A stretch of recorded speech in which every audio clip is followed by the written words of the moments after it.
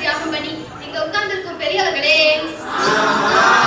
மச்சான் ஏதோ சத்தம் கேட்குடா, போய் பாப்போமே சொல்லிட்டு வந்திருக்கும் இளைஞர்களே, கலர் கலரா பவுடர் போட்டு இருப்பதிலேயே அழகா நடத்தப்பட்டு தேவத மாதிரி வந்திருக்கும் இளைஞர்களே, வீட்டுல அம்மாட்ட அம்மா டியூஷன் போயிட்டு வரேம்மா அப்படின்னு சொல்லிட்டு டியூஷன் அக்காட்ட அக்கா உடம்பு முடியலக்கா அப்படின்னு சொல்லிட்டு டியூஷனை ஒப்பி அடிச்சு இங்க வந்து உட்கார்ந்து குட்டி சுட்டி பிள்ளைகளே, எல்லாருக்கும் எங்களுடைய அன்பான வணக்கங்கள்.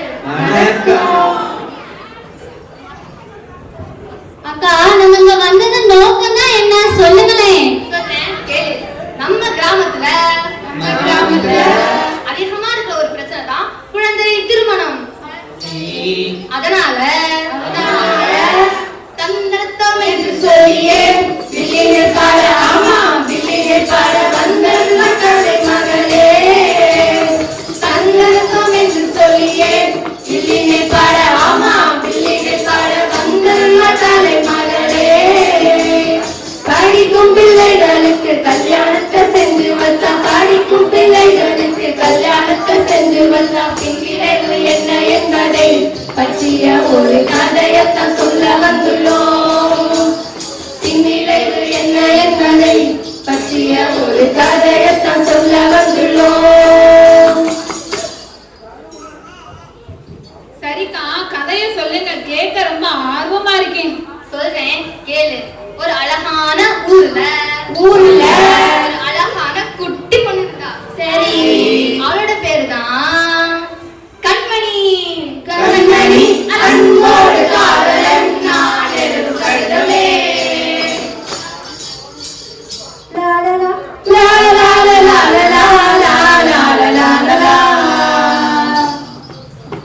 அவ 8ஆம் வகுப்பு படிச்சிட்டு இருந்தா. நல்லா படிக்கிற பிள்ளை. அவளுடைய வகுப்புல அவதான் முதல் மதிப்பெண் இருப்பானா பாருங்களேன். அப்படியா? ஆமா, அவளுக்கு 3 தங்கச்சிங்க இருந்தாங்க. என்னது 3 தங்கச்சியா? ஆமா, வீட்டுல குடும்ப கட்டுப்பாடு பண்ணல போல, அதனாலதான் 3 தங்கச்சிங்க. ஐயோ.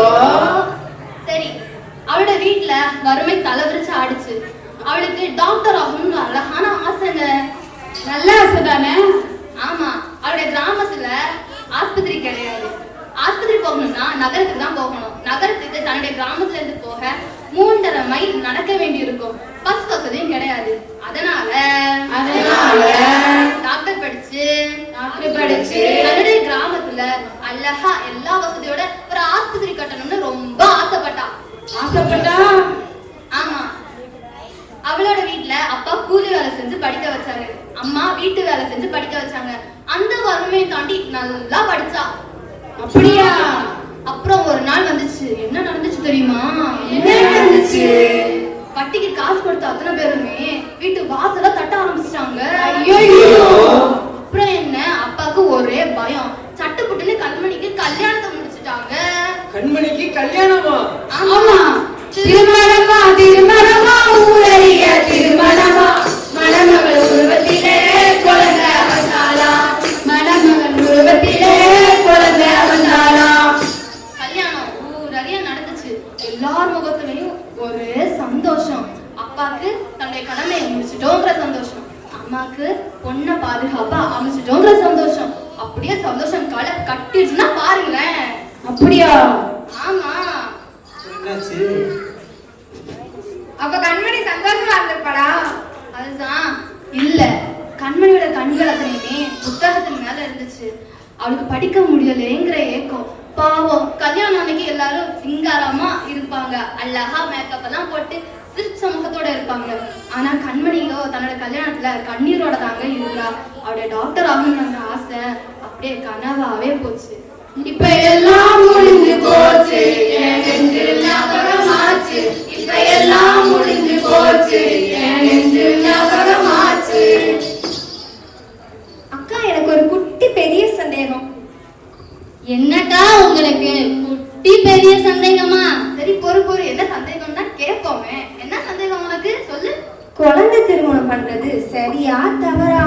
குழந்தை திருமணம் பண்றது தவறு தவறு தவறு. ஏ பிள்ளை, கையில புத்தகம் சுமக்கிற வயசுல பிள்ளைய சுமக்கலாமா? அது சரிதானே? விடுறா மாப்பிள்ள பாத்துக்கலாம். அப்படிலாம் விட முடியாது மாப்பிள்ள, அப்படிலாம் விட முடியாது. ஏன்? இதே ஒரு மைனர் பிள்ளை நான் கல்யாணம் முடிச்சு வந்தா நீ முட்டி தட்டி உள்ள வச்சிருக்க மாட்டாங்க. சரிதானே? சரிதான் மாப்பிள்ள. அப்புறம் கல்யாணத்துக்கு சரியான வயசு தான் என்ன? சொல்றேன் கேளு. 21 வயசுலதான் கல்யாணம் பண்ணணும் பொண்ணுங்க.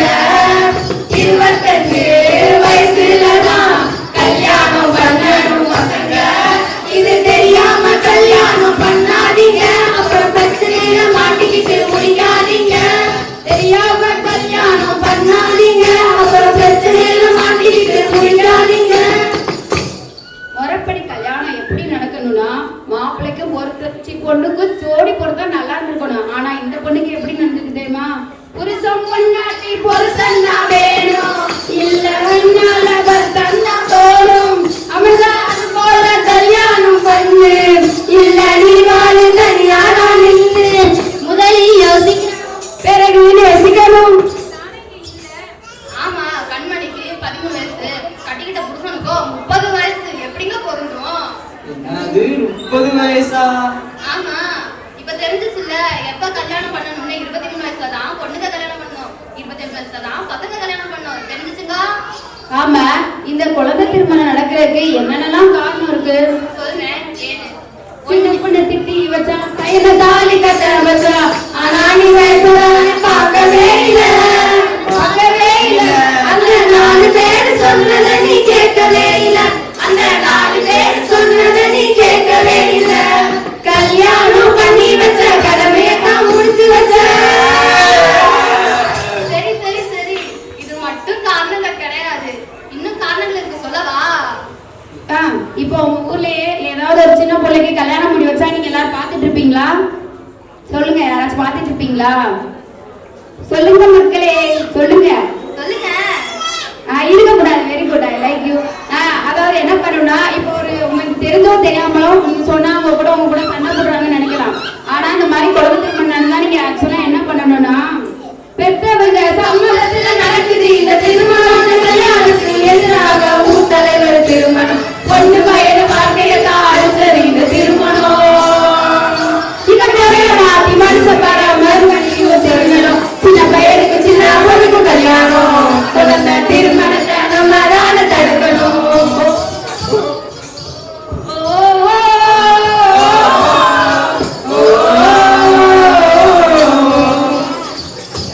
கல்யாணமா கல்யாணம், சின்ன பிள்ளைக்கு கல்யாணம், கல்யாணமா கல்யாணம், சின்ன பிள்ளைக்கு கல்யாணம்.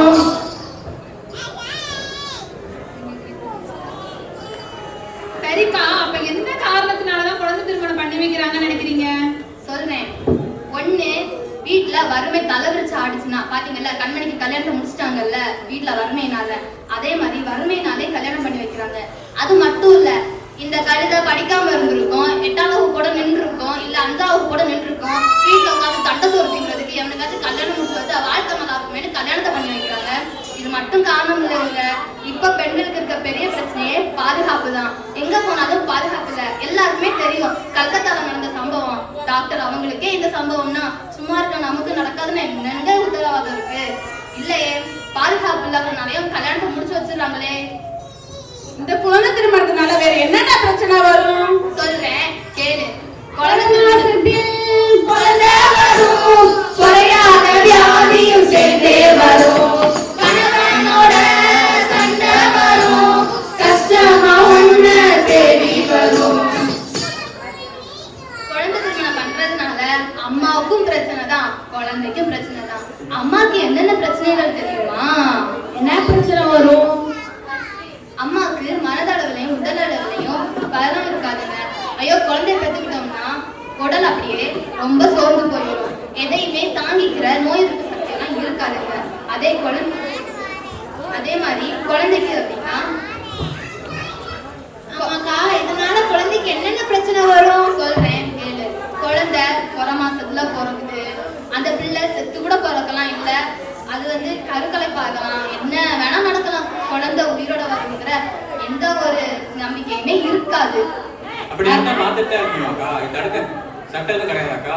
யார் சொன்னா சட்டம் இல்லைன்னு? இந்த மாதிரி குழந்தைங்களுக்கு குழந்தை திருமணம் பண்ணி வச்சா அதை யார் வேணாலும் போய் போலீஸ் ஸ்டேஷன்ல நம்மளால சொல்ல முடியும்.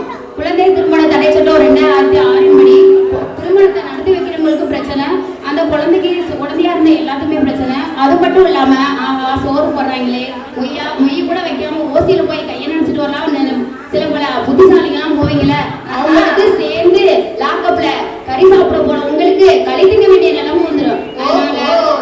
அதனால குழந்தை திருமணம் எங்க நடந்தாலும் நீங்களும் அமைதியா இருக்காம நீங்க போய் எங்க சொல்லணுமோ அங்க நீங்க சொல்லிடணும். இப்ப தெரிஞ்சுச்சா, குழந்தை திருமணம் பண்றவங்களுக்கு மட்டும் இல்லைங்க, உடந்தையா இருக்கிறவங்களுக்குமே பிரச்சனை தான். அக்கா சரிக்கா, பேசிட்டே இருந்தது போதும். பாருங்க எனக்கு கூட தூக்கம் வந்துருச்சு. சின்ன குழந்தைங்களாம் வீட்டுக்கு போகணுமே, பாருங்க நம்மளுக்கு கூட பஸ் எல்லாம் ரெடியா இருக்கு. வாங்க முடிச்சு விடுங்க, போவோம். முடிக்கிறோம். அக்கா அம்மாரே மச்சிலிச்சி நாத்தனாரே சொல்லுங்க கேளுங்களே, ஜீஞ்சதா ஜிங்கிலிச்சதா குழந்தை திருமணத்தா வேளான்னு சொல்லுறோமே, சொல்லுங்க கேளுங்களே, ஜீஞ்சதா ஜிங்கிலிச்சதா.